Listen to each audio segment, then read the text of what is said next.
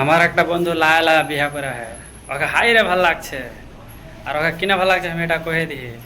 ওই লায়া লায়া স্কুলে যখন চাংড়া গালাকে ভর্তি করে তো ওকে ছাপ দেখতে ভাল লাগে না? যতটি ছাপ রহে বইয়ের ওকে দেখতে ভাল লাগে, ওরকম ওয়াখো এখানে ভাল লাগবে লায়া লায়া।